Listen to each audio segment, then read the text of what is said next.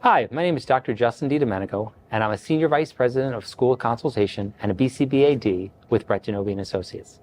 Today I'm going to review something that I found really interesting, was some research I had done on social skills and how to increase social initiations of higher functioning adolescents with ASD, or Autism Spectrum Disorder. The first thing we really focused on was generalization.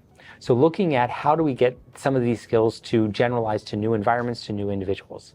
The first thing that I found was most valuable and most noted in the research was the use of typical peers to be involved in that research.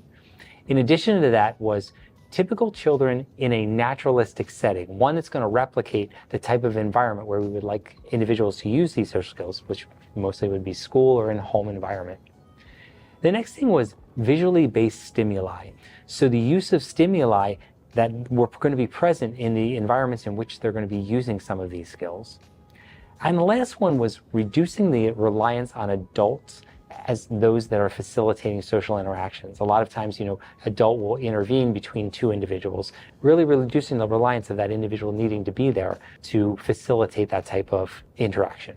What we used in this particular intervention was an Apple Watch, and we used an Apple Watch as a way to provide textual prompts to individuals with higher functioning ASD. Higher functioning meaning they could read, meaning they had typical language, they could communicate vocally. Those are the requirements we pretty much had.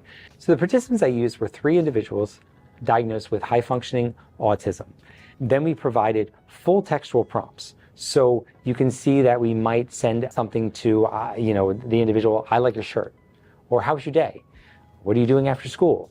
We started with full prompts. Then we slowly started to fade those out. We used script fading as the next intervention. So it might be, "I like your ... or "How was your ... What are you doing after ...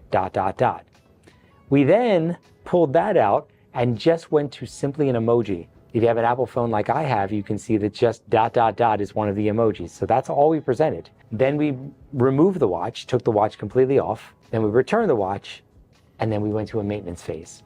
We focused on 4 different types of social initiations: compliments, questions, comments, and then other, something that didn't fall in those categories. We found that in the research, 96% of the statements that we used or the participants initiated independently fell within those first 3. So the other category was rarely used. So if you know anything about a multiple baseline design, you can see that there are 3 baseline phases. So we start with the first baseline with the first participant, which in this case was Caden.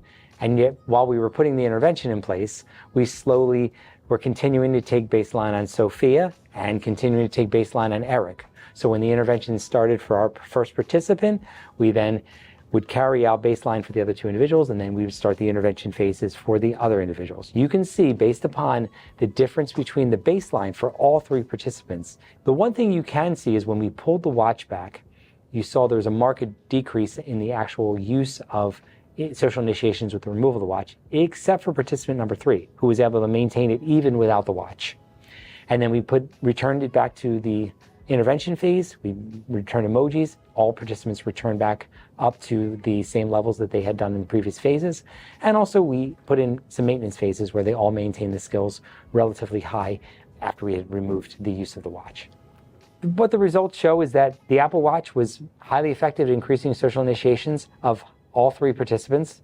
This intervention was also successful in promoting generality of social initiations through the use of both the script fading and the visual emoji phase.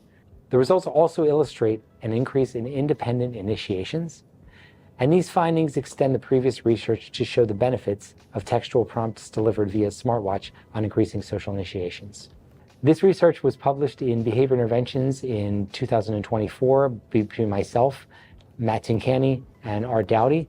If you look at the reference section, you'll see a QR code that you can scan to gain access to that literature. I hope you found this research interesting and valuable.